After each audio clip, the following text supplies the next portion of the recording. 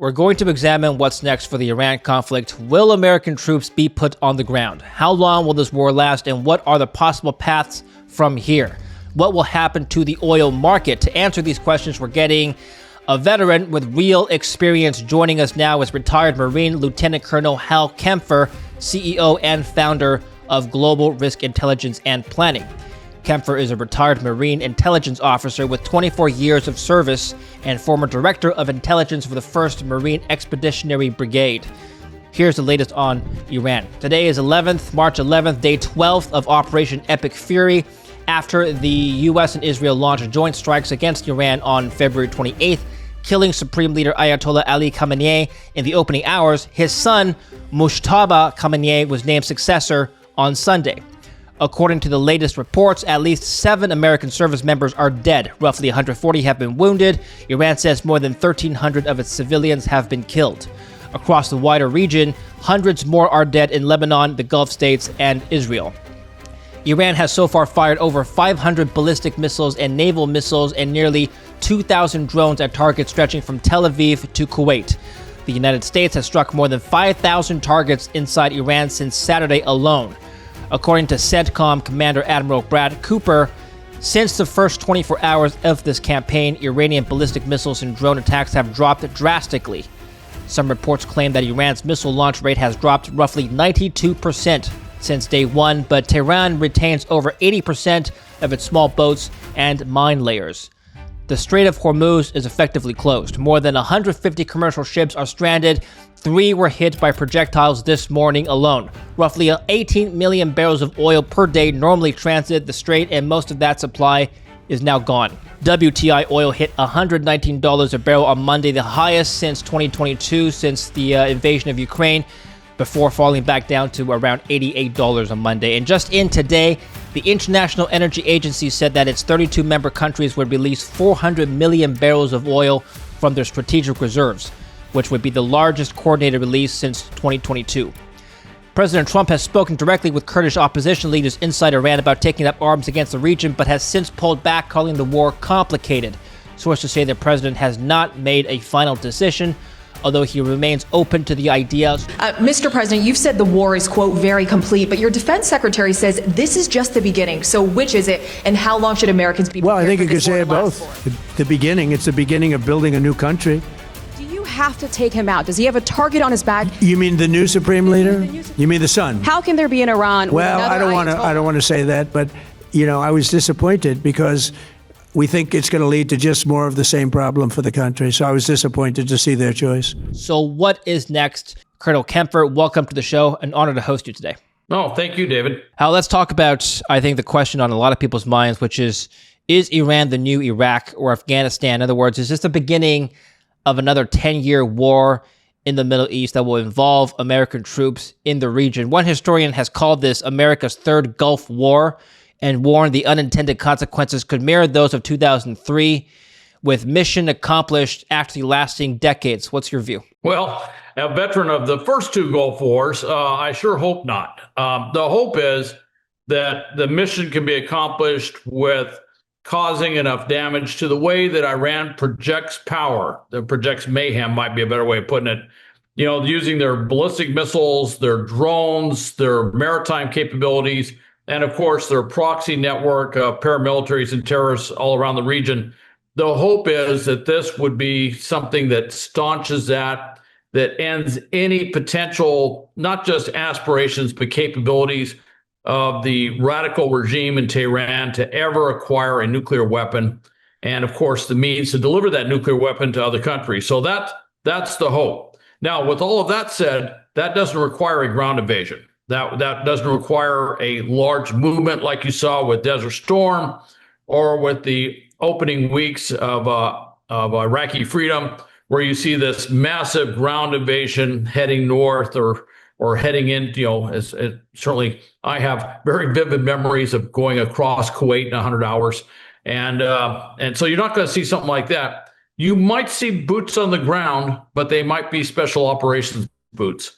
There are a number of targets there tied to ballistic missiles, drones, command and control, and particularly to the nuclear program, where they really might want to put boots on the ground, actually going in there, ascertaining the situation, destroying what's ever there in terms of offensive capability, and in case of nuclear material, maybe even taking it with them or something like that. There's a lot of possibilities there, but hopefully you won't see a ground invasion. But what you are seeing is a very, very robust airstrike and missile program, and also a growing naval program, as we've seen, particularly when you look at things like a U.S. submarine, basically sinking a ship with a torpedo. We haven't seen that since World War II, so that's kind of a big deal. We're going to get into the details of the Iranian military just a minute and their sea mine operation that's going on in the Strait of Hormuz. But over the weekend on Sunday, a new supreme leader was appointed, the Ayatollah's son, Mujtaba Khamenei, was successor. This doesn't sound like a regime change, No. Hal. So No, it's not. It's more of the same. Mujtaba was kind of the gatekeeper for his father, the Ayatollah Ali Khamenei, who was killed in that strike. Now, it's not clear. There's a lot of reports coming out, particularly right now, that Mujtaba was injured either in the strike, they say in the opening days or whatever, which could have been he was proximate to wherever that big strike took place. There's also something that they said he survived an assassination attempt, so maybe it was something separate. But he did suffer injuries. Apparently his foot's injured. He's got a significant facial laceration. Whatever it is, it's enough that's kept him out of the pictures. He hasn't shown up. He's made no public appearances, anything like that. So he was a safe bet. He is definitely a consistency within that regime. There is no change. I imagine he's going to be just as radical or more radical than his father. And he has a very close relationship with the Revolutionary Guard Corps, which tells you where he's kind of where his orientation is within the body politic, if you will, the bureaucracy. Now, I will point out a potential opportunity. Okay, so they put somebody in there who is very much aligned with the Revolutionary Guard Corps. Despite everything that's said, and not the highest levels, to get to the highest levels of the regular military, the Artesh, and of course the regular secular police forces, to get to those highest levels, you've pretty much got to be ideologically vetted, shall we say, to make sure that you're one with the regime. But at the lower levels, that's not always true. They're just professionals that are in the military or the police forces, whatever, and they are not as ideological as Basij, which is that militia that used to be under the IRGC, that was brutally suppressing protesters, or the IRGC itself. So there is a possibility with this choice of supreme leader that you could see not only frustration with the vast majority of the Iranian people, 80-90%, but you could see some real frustration with the military, particularly the Navy, but also the Army, who have taken, and the Air Force. The Navy and the Air Force have basically been eviscerated by these attacks. They could be very frustrated with looking at the regime and saying, "What have you done? We no longer have a Navy and an Air Force because of you." And the Army's probably looking at this saying, "Why are we putting up with these guys?" That to me that's a possibility. That's always one we've talked about. Could the secular military and police forces turn on these theocratic regime-focused things like the Revolutionary Guard Corps and Basij? Before we continue with the video, I'd like to bring to your attention something that's perhaps even more valuable and important than your investment portfolio, and that's your personal data and your privacy. Now, your personal information is more accessible than you may think, and that's where today's sponsor, Delete Me, comes in. Data brokers and search websites gather and sell details like your name, home address, phone number, and even family connections, sometimes without you even realizing it. Delete Me is a service I use to help me limit that exposure. Setup takes only a few minutes, and after that, their team handles everything. They identify where your information appears, confirm those listings, and submit removal requests to hundreds of data broker websites. They also continue monitoring over time, since this data can reappear. I've been personally using it for over a year now, and they've reviewed over 325 listings for my information. The reports show exactly what was found and what was removed, which makes the process transparent. If you want to check it out, go to joindeleteme.com/DavidLin, link in the description down below, or scan the QR code here to get started. Use my code DavidLin for 20% off. get started and protect your privacy today. I'm reading some reports, how that the U.S. is, well, it's costing them a lot of money for the U.S. military to sustain this operation. So, according to The Hill, article published yesterday, the Pentagon burned through roughly $5.6 billion in munitions in the first 2 days of the Iran war. Other reports claim that the West doesn't have enough munitions for a sustained operation. Is that true? There's a limit to the amount of munitions we have. There are other contingencies too. There was a lot of reports prior to this thing kicking off that there was a lot of discussion in the Pentagon and discussion from the Pentagon going to the White House saying, look, if something happens in the Far East, particularly with China and Taiwan, will we have the armaments? Will we have the weaponry, the ammunition that we need to do something? And I never heard exact numbers attached. I heard some broad estimates, but the fear was that we wouldn't have enough ammunition for other contingencies around the world. This is taking a phenomenal amount of weaponry to do this, particularly when you talk, high value items like Tomahawk missiles, which are not cheap, very expensive, and a number of other things like missiles for Patriot missile batteries are not cheap. Yeah. In fact, one of the things that we're kind of emphasizing now is we're using these new Lucas drones, which is actually a U.S. adaptation of the Shahed 136 drone that Iran developed, and they're a lot cheaper, about I think $35,000 a piece or something, which is much less expensive than a $1 million Tomahawk missile. Actually, it's more than $1 million, but so that's one thing. It doesn't have as much firepower, but it can loiter and do a lot of other things, which is very valuable. Then the other thing is we're actually going to Ukraine and trying to get some of the drone interceptors, so we don't have to use these expensive air defense missiles to take out these relative cheap drones. So yeah, it's big concern with this. And now, if you're in the armaments business, if you're in the armaments industry, it's a great time to be in that industry, because we're already starting to cut contracts, as is Europe, in rebuilding this capability. So if you're an investor, you're looking at some of these companies and going, that's where I want to put my money right now, because business is good. How do the opening days of the Iran war look in comparison to the opening days of Iraq, where you were involved, for example, just in terms of the munitions used and the types of targets struck by U.S. forces? It's a little bit different. First off, Iran is a much bigger country than Iraq, a vastly bigger country than Kuwait. So when you just look at targets, you're looking at more target sets across a larger country. So that's a different thing. So it's tough to really compare that. Also, the prices, tough to compare. You're talking 20 years ago, 30 years ago, in terms of what munitions cost then. So it's tough to say that. But I would say we're using a lot of munitions. I don't know if it was the same I don't know if it's the same equivalent of 5.6 billion over the first 2 days.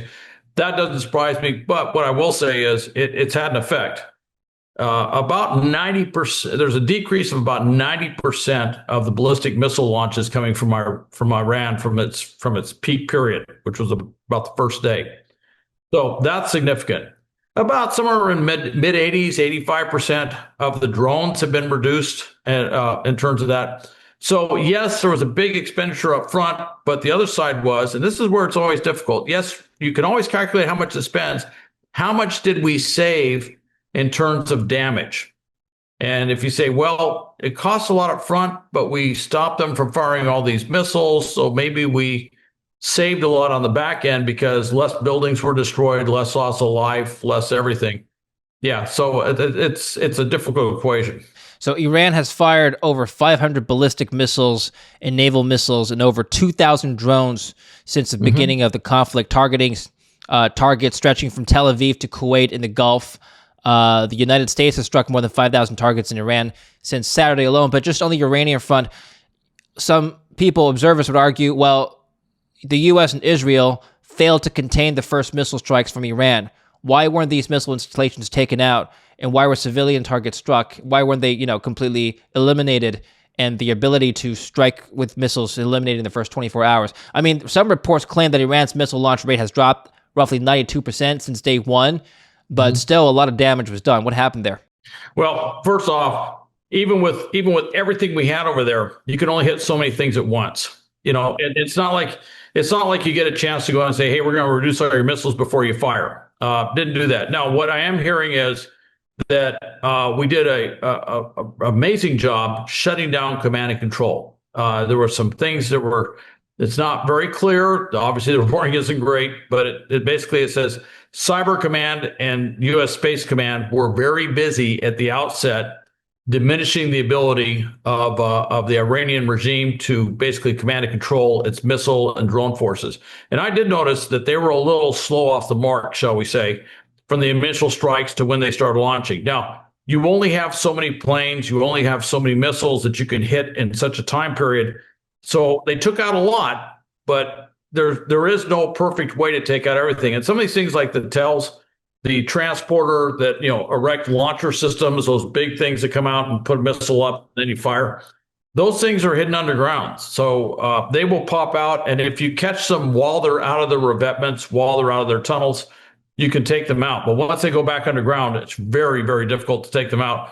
So that's kind of a, time intensive sort of thing where you have to literally sit on top of them and wait for those to pop out. We had a similar issue with the Scuds during Desert Storm. That was where we really looked at this. We said, yeah, we have put, from the time we get a sensor reading to the time we hit that thing, which we called sensor to target, that we had to close that gap as fast as we can. In that regard, I think we've done a pretty good job overall, from what I can tell. But with that said, war is a dirty business. Now, as far as hitting civilian targets, critical infrastructure and stuff, non-military targets, that was an Iranian strategic decision. I think they are paying, and they're going to pay an enormous price for that. I think historians will go back and say that was probably one of the biggest mistakes that Iran made, with opening up this whole target set with all the Arab countries, Turkey, and elsewhere. Right. Let's talk about some of these ballistic missiles that Iran has in its arsenals, specifically the hypersonic missiles I'm going to talk about next. Fatah 1 and Fatah 2, the newer one, unveiled in 2023, supposedly with a range of up to 1,500 kilometers, Mach 13 to Mach 15 speed, as claimed by the Iranians. Warhead approximately 200 kilograms, length approximately 12 meters, used for the first time just a couple weeks ago, March 1st. My question is, a couple questions. First of all, how much risk do these actually pose to U.S. assets, in particular carriers and carrier battle groups? I'm guessing the Navy wouldn't have moved 2 carrier strike groups into the region if they thought this was a threat. I would say not much from a naval standpoint, from a carrier task force standpoint. Is it something they watch? Absolutely. But what's the ability of them to accurately target a carrier? That's where we kind of hit them in a major way. Is it's one thing to hit a fixed building that's on the map it's not going to move. A building isn't going to go anywhere. A facility isn't going to go anywhere. A military base isn't going to go anywhere. Ships, on the other hand, are never in the same place. They're always moving. So hitting a moving ship somewhere out at sea, particularly if we shut down their intelligence, surveillance, reconnaissance capabilities offshore, that doesn't pose much of a threat. Now, do these hypersonic missiles pose a threat? Yes. Some of them are actually being launched from a proxy, the Houthis, into Israel a while back. We saw where a couple of them actually got through the air defense zone, got through the Iron Dome, got through the Arrow 1, Arrow 2 missiles, got through the David Sling, all that, got in and hit stuff. So that was a big problem that they were getting through. And we have reports that some of these have been used by Iran with some effect, with significant effect with this one, but they don't have a lot of those. And the question is really, and this was somebody brought this up. They go, if you got 90 ballistic missiles sitting in a underground tunnel complex, these what they call missile cities, these underground missile cities, and you have a way to launch them, you take out all the launch systems, you basically have a useless tunnel full of missiles that you can't use. And so that's where we've been going in there, and I should say collectively, Israel, the U.S. have been going in there and hitting the launcher systems. So even if you have the missiles, if you can't launch them, they're useless. At some point, want to go in and destroy them. But right now, you just want to stop their ability to actually utilize them. So in that regard, yes, the missiles always look impressive. I'm always a little skeptical of what the Iranians say about their capabilities, just like I'm skeptical of what Russia or China always says about their capabilities. Everything is, faster, quicker. There's no way we can stop it. It's all, you might even call it marketing hyperbole that you sometimes will hear where people say, "Oh, this will do everything," and they say that.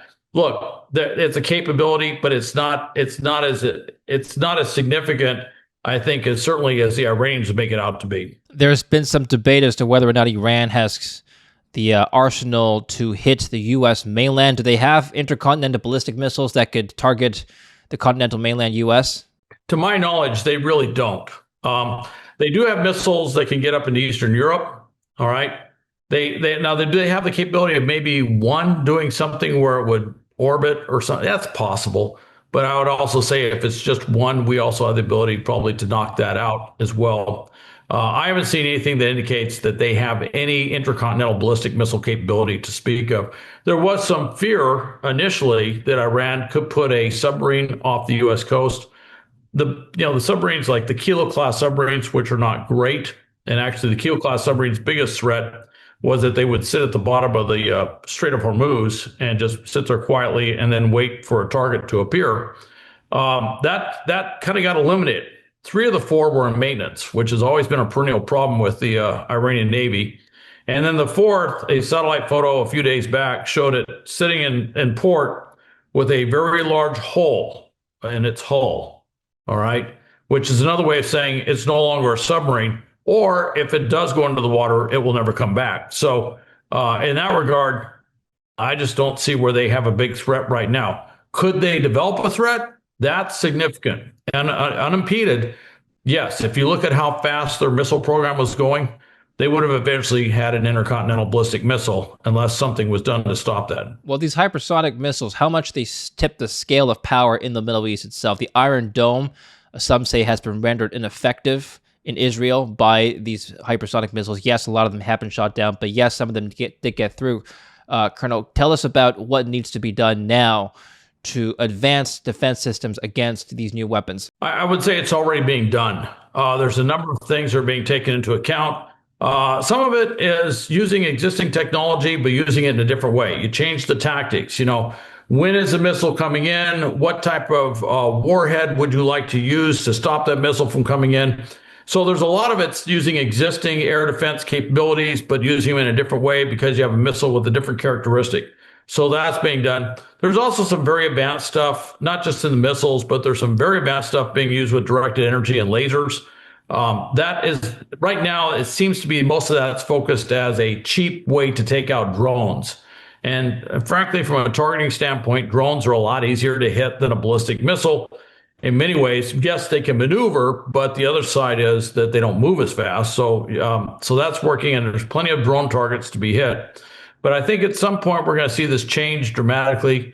Once we see lasers and directed energy systems come on in a major way, I think that's going to change the whole vulnerability picture in terms of drones and ballistic missiles and hypersonic missiles in its entirety.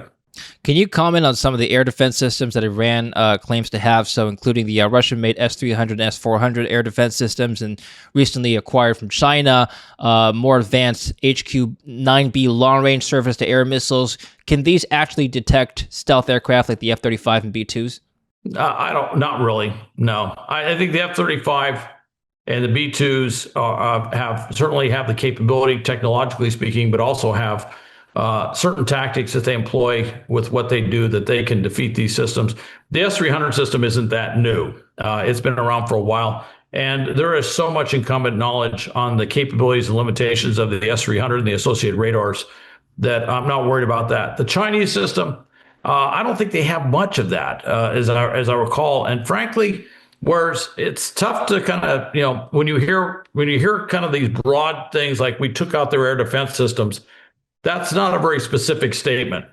But from what I hear from that is certainly those are the systems that get prioritized for elimination. The lesser capable systems, you work down the list. So I don't know that those systems actually pose a significant threat at this time towards any of our aircraft. In fact, what we have is, from what I can tell, air superiority over Iran. And we achieved that within I think we achieved it from the outset of this war. We had air superiority. In certain areas, we have air supremacy, which means that basically our aircraft can work unopposed. The goal would be to have air supremacy over all of Iran. Once we have air supremacy over Iran, we can pretty much hit anything we want at any time, any place with whatever we have to hit it with. And at that point, you're kind of hitting where it was in the 12-day war last June towards the end with Israel, where they appeared to have air supremacy in large swaths of Iran.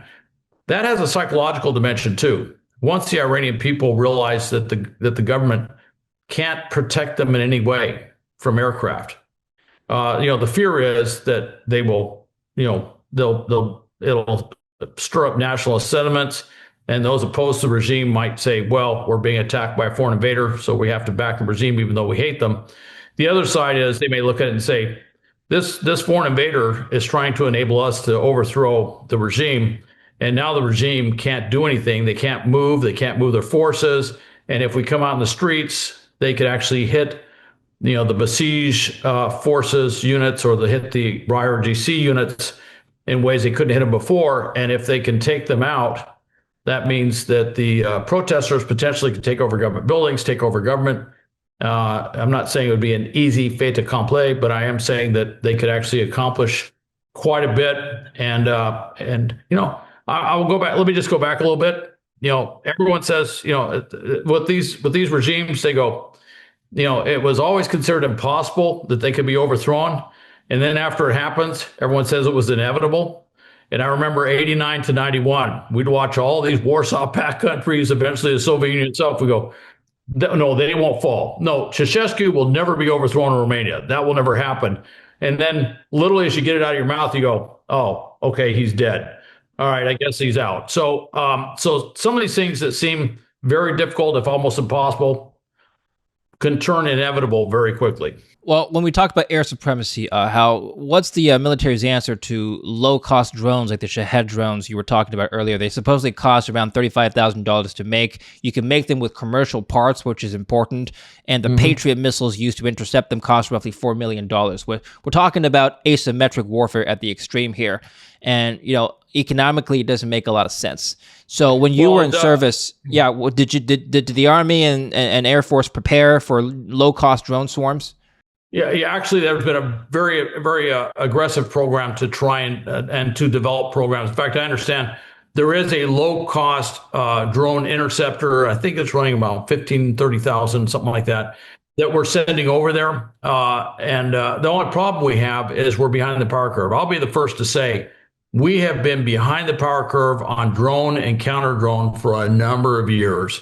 And as we watch what was happening in Ukraine, it's becoming painfully obvious that we had been pursuing these high-end drones when we needed to be pursuing these less expensive, less capable, but a lot, much easier to manufacture and to, do swarms and stuff like that. And we've been ignoring that. So we do have systems. The problem is I think we're at a little bit of a deficit in terms of being able to field enough of them right now. So what you're seeing with this is we're saying, look, take out the launchers, try to limit the drones. That way, the interceptor drones that we can get in there will be more effective because there'll be less incoming that they have to deal with. So in your opinion, what are the most devastating weapons that the Iranians currently possess? And they could be hard weapons or soft weapons, things that could turn the scale in their favor right now. Well, I don't think ballistic missiles is going to, yes, it's I'd have to put it at the top of the list as potential. But I think that has been dealt with in such a way that it no longer poses the threat that it did. I think the ones we have to look at right now are sea mines in the Strait of Hormuz. And that's from a strictly economic perspective. I mean, if you're sitting in the cities, if you're sitting in Dubai, Abu Dhabi, Doha, you're saying, well, a sea mine isn't going to come out of the ocean and destroy my building like a ballistic missile or a drone might. True, but you can't move oil and liquefied natural gas to the Strait of Hormuz. And that really is the economic engine of the Persian Gulf. So dealing with the sea mines, taking out the plethora of Revolutionary Guard Corps small boats that not only do mining, but also are used for other types of attacks, that is a big one. And then, of course, the other one is taking out those anti-ship missiles along the coast, particularly in the Strait of Hormuz. if we can get the Strait of Hormuz open, if we can get the shipping flowing, then and certainly at that point, you can assume that Iran would be unable to ship anything. Whether you want to call it a naval blockade, it's a de facto naval blockade because of what's going on. That would change all of the math. And Iran going into this was in horrific economic shape. That's why people were protesting in the streets in December and January, because the economy is simply failing to deliver. At this point, there really isn't. And I don't want to be over optimistic, but I'm just looking at this from an economic perspective. There really isn't a way that the regime can continue with the current situation. This is what the president had to say in regards to sea mines. I am pleased to report that within the last few hours, we have hit and completely destroyed 10 inactive mine-laying boats and or ships, with more to follow. According to Forbes, there's been no official confirmation Iran has put mines in the Strait, although off-record U.S. intelligence sources reported a few dozen have been laid in recent days. Hal, if mines were laid by the Iranians, how long would the Navy need to take to clear the Strait of Hormuz? Really depends on how many there are. This is not the first time we dealt with mines. You may recall in the 80s, Iran was putting sea mines into the Persian Gulf as well. That was when we did our reflagging operations, where we actually took a lot of the tankers going in and out of the Gulf. We basically put them under a U.S. flag so we could do a naval escort to take them through. However, back in the 80s, we had a lot more minesweepers, so we could actually go through that. There is a kind of a rather morbid joke that they use. They say every ship is a minesweeper once. Okay, that's a horrible way to look at it, but it is true. But we really need a way to safely remove those mines. Now, there are a lot of different capabilities that we could use to take those mines out. There are some interesting drone capabilities. I don't know if we have those fully fielded yet to deal with sea mines as well.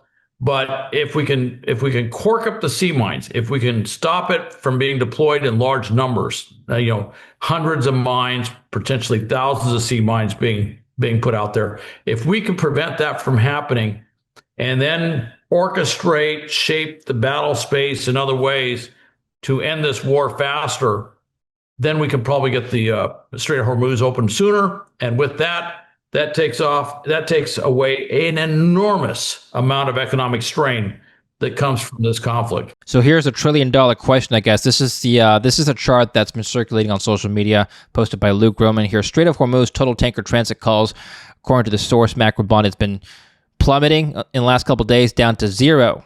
So the Strait of Hormuz, as you're aware, roughly transits 20% of global oil supply every single day. And with that gone, a lot of Asian countries in particular that need to import oil through that region are hardest hit. We'll talk about that in just a minute. But from a military perspective, Hal, what needs to be done to reverse this trend, get things back to normal? Just walk us through the process that the military, the Navy, and the Air Force needs to do, and roughly how long it would take. We want to know how long the Strait of Hormuz roughly is going to get shut down here. Well, to go in there, around the Strait of Hormuz to deal with all the threats emanating from Bandar Abbas, that's going to take a while. There's anti-ship missiles that are in revetments, that are in areas that are difficult to hit with aircraft. So that's going to take a while. You may see some of those Lucas drones sitting up there. Thing is, once they're exposed, it doesn't take a heavy warhead, not 2,000 pounds or 500 pounds, something like that. You can hit it with a smaller warhead. So those Lucas drones, those low cost, unmanned combat, unmanned aviation systems, those can go in there, and we have deployed those over. So those can be sitting there as quality set, although they are kamikaze. So at some point they can loiter for a while, but at some point they actually got to hit something. So that's something that we have to take into consideration. We don't have probably as many of those as we'd like to, but we have deployed them. The other thing too is, though, you might see, and this is where we talk about boots on the ground. Again, I go back to special operations. You might start seeing some things like maybe amphibious raids or something like that, or deeper set raids further in, ones that aren't further in from the coast. Things that do not look like 1980, where we went in and tried to do the rescue mission in Tehran of the U.S. diplomats. Stuff that's closer to the coast, stuff that we can more easily support from both a maritime and an aviation standpoint. where we don't have to worry about a bunch of refueling aircraft, stuff like that. Those are the things where that's where you're going to find those anti-ship missiles actually located. And so we can take those out. And then the other one is to take out those plethora of small boats.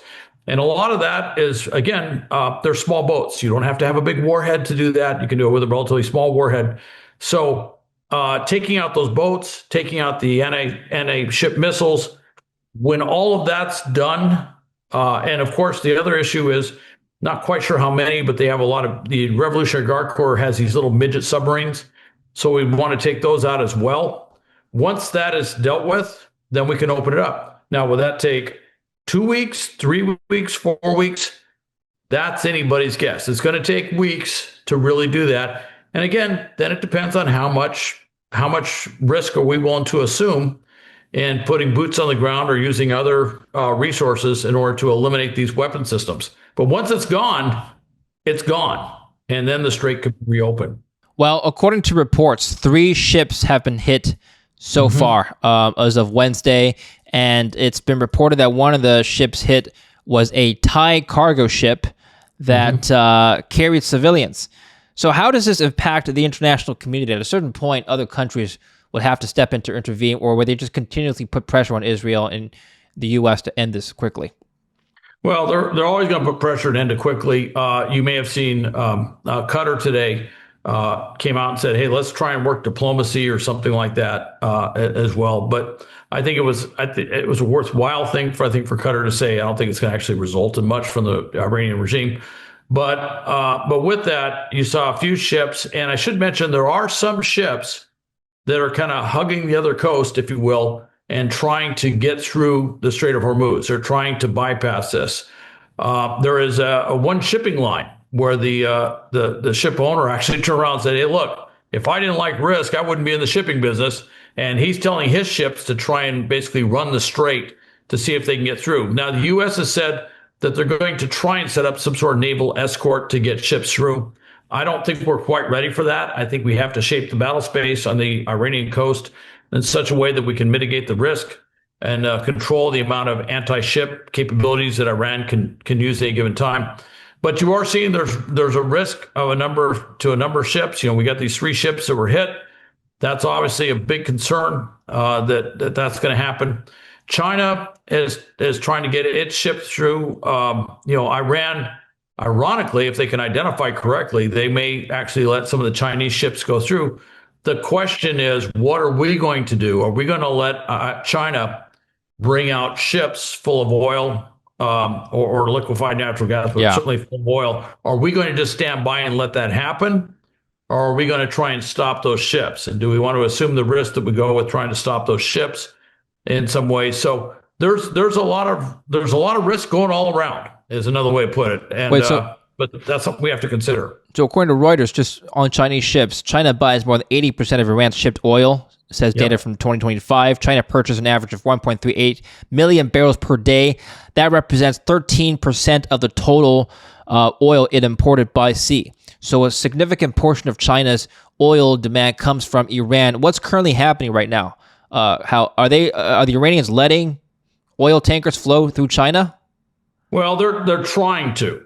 All right. Right now, everything's kind of slowed down. I hear that some tankers may be coming out to go to China, and I don't know if the pipelines could sustain using the Gulf of Oman, the southern coast, as an alternative to what they do. There's so much that's invested in Kark Island, and certainly in terms of natural gas, but so much that's built up there that if they can't move stuff through the strait, they can't move stuff through the strait. And there is a double-edged sword, which is Iran says, well, we're not going to let anybody go through the strait. Yeah, well, we could say the same thing. We're not going to let anything go through the strait. And, you kind of have a standoff, if you will, in terms of who's not letting stuff through the strait. So certainly, from China's perspective on this is, they import about 11.1 million barrels a day. I think they produce maybe 4.3 million barrels. Between China and Venezuela, this was a good chunk of the oil.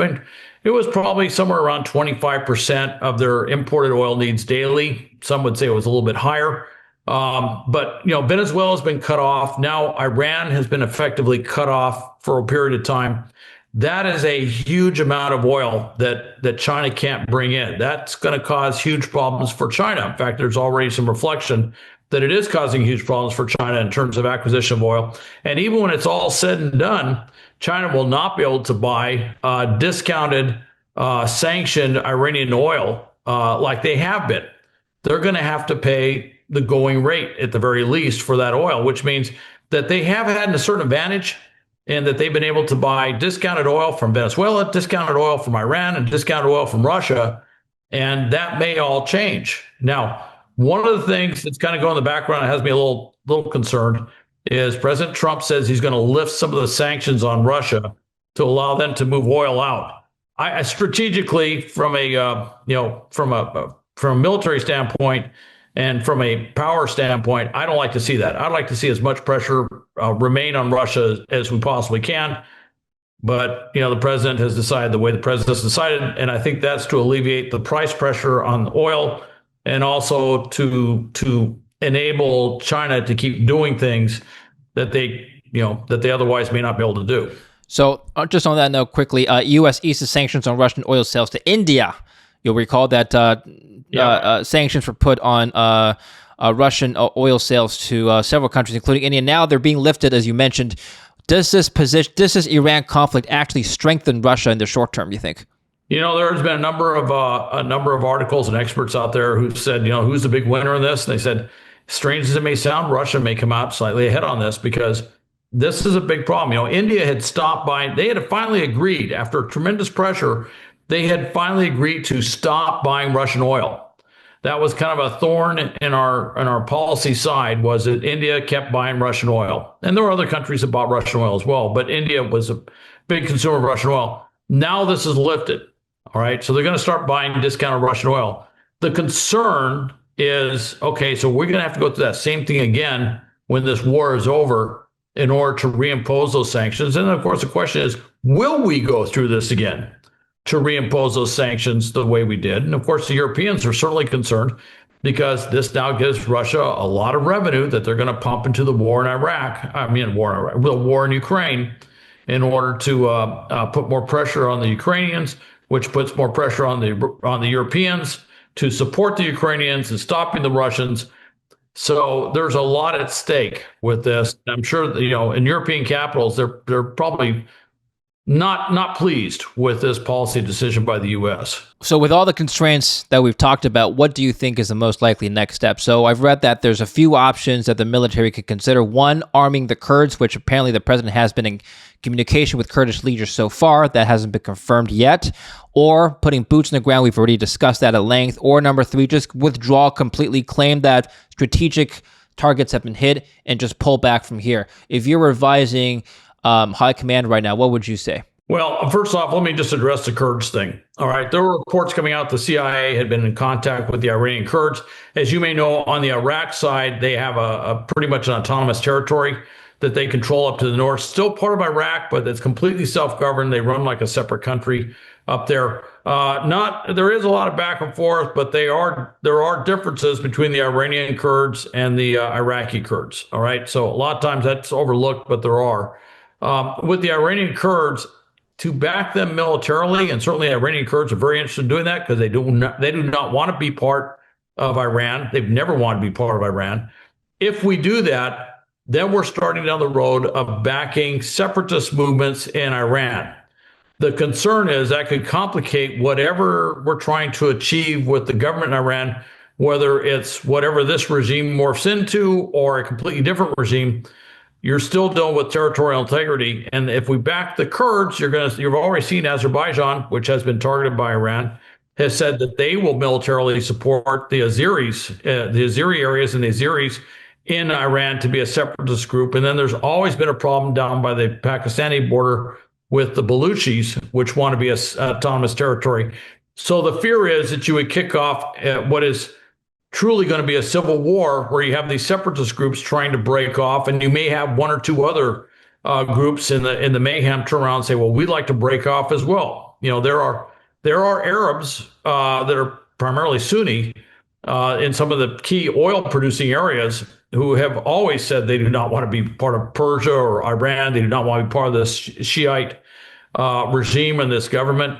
So they might be encouraged to do something as well. So the fear is that you could kind of uncork this thing and start something bigger. On the other hand, if you back the Kurds, that will certainly divert a lot of military resources for the Iranians to have to deal with the Kurdish issue and put pressure on them to come to some sort of agreement to end this war sooner rather than later. That's the thought with that. Now, as I will tell you, I have heard some rhetoric coming from the White House and stuff where they say, first they said we want unconditional surrender. And I heard that and I was like, I think I've heard that before, World War II, but it's been a while. Okay. What does that mean? Well, that was the thing. That's exactly what everyone was asking. So what do you mean? And Carolyn Leavitt, the White House press secretary, says the president will decide when they have unconditionally surrendered. And so the U.S. would unilaterally decide when the other side has unconditionally surrendered. I have to tell you, I'm like many others. I am not quite sure what they mean by it. It does sound a lot, to go back to your question. Are we simply going to declare victory and go home is a phrase that we've always used. If you say that they've unconditionally surrendered, but the regime's still in place, the question is, what have we really accomplished? And then you get into the semantics of what does unconditional surrender really mean? And at this point, like you said, the regime hasn't really changed. So what does the military need to do to tiptoe around the issue of not alienating the Iranian people and getting them against operations? Because so far, we've seen reports of Iranian people celebrating the Ayatollah, the initial Ayatollah, being removed, but now his son's in power, and we don't want to piss off the Iranian people here. Well, let me use a case in point. You may have seen where the Israelis hit a bunch of oil storage areas in and around Tehran, filled the atmosphere full of thick, acrid oil smoke. Oil rain is another phenomenon that comes from this. And I have more than passing knowledge of that because of my experiences in Kuwait during Desert Storm. I know what oil rain is. I understand an atmosphere that is just absolutely almost unbreathable with hydrocarbons. So that is a huge, huge issue that we apparently did address with the Israelis, saying, don't do that. Whatever advantage you think you're going to get from that could backfire on us and actually get people to rally around the current government. So we don't want to do that. On the other hand, it made a statement. And I think that's what the Israelis are trying to do, to say, hey, look, we have capabilities. We can affect you in many, many ways. And you might want to get this regime, which is responsible for all these strikes. There's arguments to be made both ways. Really, the whole thing is, what will the Iranian people do? And that's the problem with this, is you want to diminish the ability of the regime to control the Iranian people, to stop future protests, to stop them from overthrowing government institutions. You want to stop the regime's ability to do that, but you got to be careful. If you hit certain target sets, you'll also incur collateral damage, and that's a problem as well. And so, and case in point, we don't know, but it's looking more and more like that was a U.S. missile strike that took out that girls' school. Mistakes do happen in war. Horrific mistakes happen in war, but those are the sorts of things that can shift public sentiment in Iran very quickly if we do too many more of those. Just in 15 minutes ago, world leaders were racing on Wednesday to shore up the global oil supply, according to the New York Times. 32 member countries will release 400 million barrels of oil from the strategic reserves. This would be the largest action since 2022.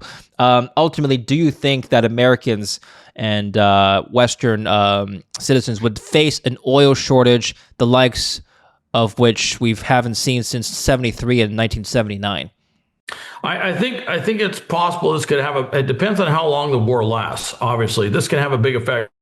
With 400 million, and you know how much oil is actually being blocked by the Strait of Hormuz. So, a couple of things. Number one, you got the East-West pipeline in Saudi Arabia. You also have another pipeline that runs through the UAE, which actually goes into the Gulf of Oman. Both of those have excess capacity. I think the East-West had 2.6 million barrels a day capacity, plus there's a corresponding natural gas pipeline. Same thing with the UAE. I think it was like 700,000 barrels per day with a corresponding natural gas pipeline. So those are ways of bypassing the Strait of Hormuz. I understand everything is at full tilt now. There is no excess capacity anywhere. So that alleviates some, but the question is, okay, what about all the rest? That's where I think that 400 million can make a big difference.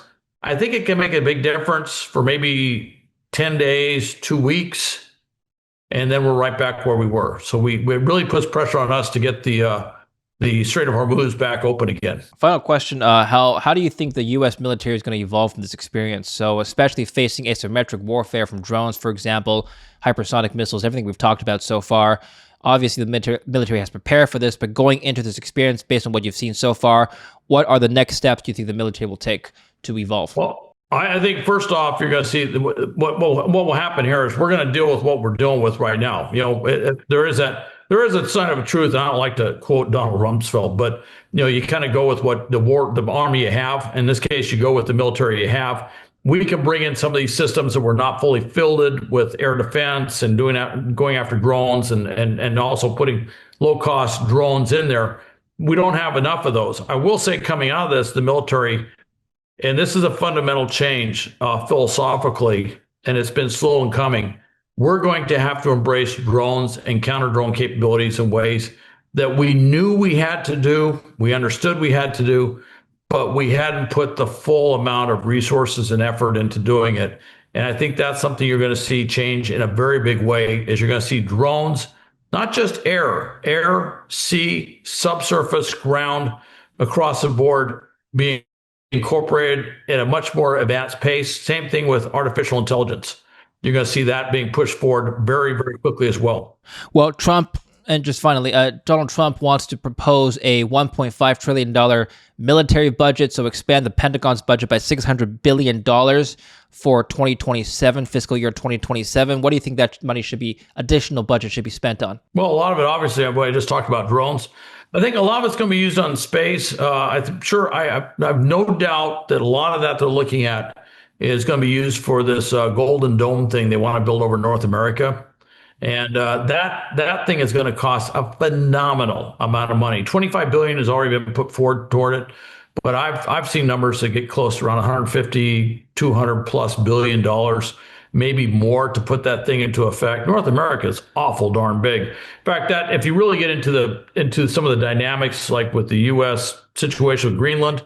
And for a time, I went to school at the University of Copenhagen for a while, and I've got friends in Denmark. Obviously, they're not thrilled with the U.S. policy on Greenland for the last year. But one of the things is, why is the U.S. pushing so hard? Because if we put all these advanced systems for interception and other things in Greenland, we do not want a situation where Greenland can do what Spain and Britain just did, which is say, hey, you can't use our territory to do something.